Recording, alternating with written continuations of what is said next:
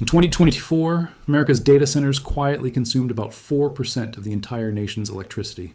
That may not sound dramatic until you realize this happened almost overnight, driven not by factories or cities, but by invisible software running on racks of servers. And the number is climbing fast. So here's the uncomfortable question hiding behind every AI-generated email, image, or search result.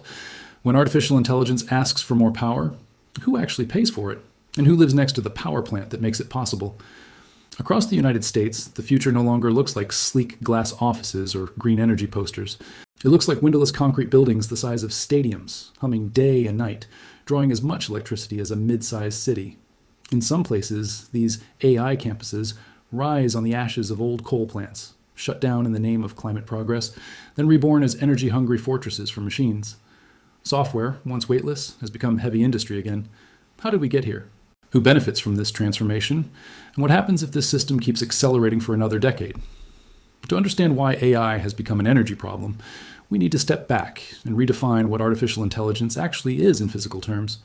AI is not just code, it is compute, billions of calculations per second, running on specialized chips, cooled by water and air, powered by electrons flowing through wires. Every query, every training run, every real-time inference draws power. And unlike many industries, AI demand is not flexible. It is always on. Data centers cannot simply shut down when electricity is expensive or when the sun is not shining. They need constant, reliable power, 24 hours a day, 7 days a week. This requirement changes everything. Traditional electricity demand rises and falls with human behavior. Mornings, evenings, seasons. AI flattens that curve. It creates a massive, continuous baseload, closer to a steel mill or aluminum smelter than to an office building. In 2024, data centers accounted for roughly 4% of U.S. electricity consumption. According to projections compiled from grid operators and the International Energy Agency, that share could double or more by the end of the decade. Globally, electricity use by data centers already rivals that of medium-sized industrialized countries. Why does this matter now? Because the energy system most countries built over the past 50 years was not designed for this kind of demand growth. Power plants take years to permit and build. Transmission lines take even longer, often facing political resistance from communities that do not want new infrastructure crossing their land. At the same time, many governments are trying to decarbonize their grids, retiring coal plants and limiting new fossil fuel projects. Into this fragile transition steps AI, demanding enormous amounts of power immediately, not in 10 or 20 years. The result is a collision between climate goals, economic incentives, and technological ambition. And nowhere is this collision more visible than in the deals being struck between big tech, electric utilities, and local governments. For technology companies, the logic is straightforward. AI is a winner-take-most race.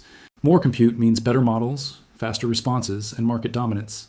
Delays are unacceptable. If a grid connection takes too long, companies look for alternatives. They sign long-term power purchase agreements, build on-site generation, or locate data centers in regions with surplus electricity, cheap land, and friendly regulators. Reliability matters more than anything else.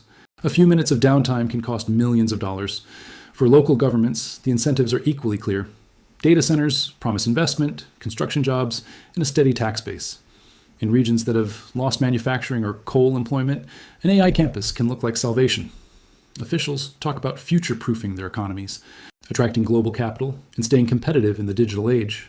Zoning rules are adjusted, tax abatements are offered, permits are fast-tracked. Utilities, caught in the middle, see both opportunity and risk. On one hand, data centers are perfect customers, large, predictable, and long-term. On the other hand, meeting their demand requires massive investments in generation and transmission. Someone has to pay for that infrastructure. And in many regulatory systems, those costs are spread across all ratepayers. This is where the story becomes personal. Because while AI companies negotiate bespoke deals and local governments celebrate ribbon cuttings, households open their electricity bills and wonder why prices keep creeping up. Small businesses worry about reliability as grids become more stressed. Communities near power plants deal with pollution, water use, and noise. The benefits of AI are global and abstract. The costs are local and concrete. In several U.S. states, this tension is already visible. Former coal plant sites, once shut down to reduce emissions, are being repurposed as data center hubs. The logic is compelling. These sites already have grid connections, cooling water access, and industrial zoning. But to guarantee uninterrupted power, some projects rely on new natural gas generation built specifically to serve data centers. Climate advocates see betrayal. Residents see mixed promises, cleaner than coal but still polluting, more jobs, but fewer than advertised. This pattern reveals a deeper contradiction. AI is often marketed as a tool for efficiency, optimizing energy use, reducing waste, accelerating the transition to renewables. Yet, the first order effect of AI deployment is a surge in energy consumption. Efficiency gains may come later, but the infrastructure must be built now, and the fastest way to build reliable power today is often through fossil fuels. Zooming out, this is not just a domestic issue. It is a geopolitical one. Compute has become a strategic resource alongside oil, gas, and rare earth minerals. Countries that can supply abundant, reliable electricity gain an advantage in the AI race, while those that cannot risk falling behind. The United States currently hosts roughly 45% of global data center electricity consumption. China follows with about a quarter, and Europe accounts for around 15%. Each region faces different constraints. China can mobilize state-owned utilities and build power plants quickly, but faces its own energy security and emissions challenges. Europe, with higher electricity prices and stricter climate regulations, struggles to attract large-scale AI infrastructure. The US, with relatively cheap energy and deep capital markets, has become the default location for hyperscale expansion. This concentration of compute has consequences. It shapes where AI talent migrates, where supply chains form, and where geopolitical leverage accumulates. In the Cold War, industrial capacity defined power. In the AI age, it may be energy-backed compute capacity that does. And then there is the money. Building AI infrastructure at this scale is staggeringly expensive. Training a frontier model can cost hundreds of millions of dollars in compute alone. Data center campuses run into the tens of billions. According to reporting cited by Reuters, financing for AI and data center infrastructure surged from around $15 billion in 2024 to as much as $125 billion in 2025. As banks and private capital rush to fund the build-out, this raises an uncomfortable parallel. In the late 1990s, investors poured money into fiber optic cables, convinced that internet traffic would grow endlessly. They were right about the growth, but wrong about the timing. The result was massive overcapacity and spectacular bankruptcies. Today, some analysts ask a similar question about AI. Will demand grow fast enough to justify the infrastructure being built? Or will today's energy-intensive campuses become tomorrow's stranded assets? The answer matters, because debt does not disappear when optimism fades. If AI revenues disappoint or energy costs spike, the financial stress will ripple outward into utilities, local governments, and pension funds that back the projects. Once again, risk may be socialized while gains remain private. The social consequences are already emerging. In communities hosting large data centers, residents report increased strain on water resources used for cooling, constant industrial noise, and land prices rising beyond what locals can afford. Jobs often turn out to be fewer and more specialized than promised. A data center employs far fewer people than a factory of comparable size. The narrative of economic revival does not always match lived reality. Meanwhile, consumers everywhere experience the indirect effects. Electricity grids become tighter, peak demand grows, utilities invest billions in upgrades, then petition regulators to raise rates. The link between an AI query and a higher power bill is invisible, but it exists. International comparisons make the trade-offs clearer. In parts of Scandinavia, abundant hydroelectric power and cool climates have attracted data centers with relatively low emissions. But even there, local opposition has grown as electricity prices rise and energy exports shrink. In Asia, some countries aggressively subsidize power for data centers, treating AI as a national priority. This boosts competitiveness, but distorts energy markets and strains public finances. There is no simple villain in this story. The system behaves exactly as incentives dictate.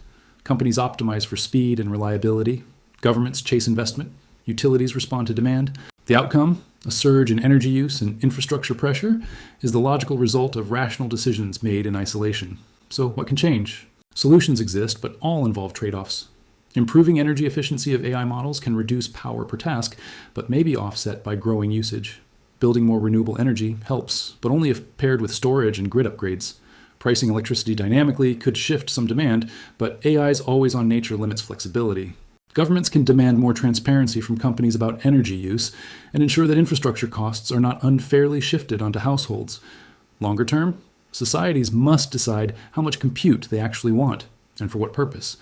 Not every application justifies the same energy footprint. Treating AI as critical infrastructure means applying the same scrutiny we apply to highways, power plants, and water systems. Looking ahead, 3 futures are possible. In the optimistic scenario, investment in grids, storage, and efficiency keeps pace with AI growth. Clean energy scales rapidly, and AI becomes a tool that genuinely accelerates decarbonization. In the pessimistic scenario, energy bottlenecks worsen, fossil fuel dependence deepens, and public backlash stalls both climate policy and technological progress. The middle path is messier: uneven development, rising costs, and ongoing political fights over who pays.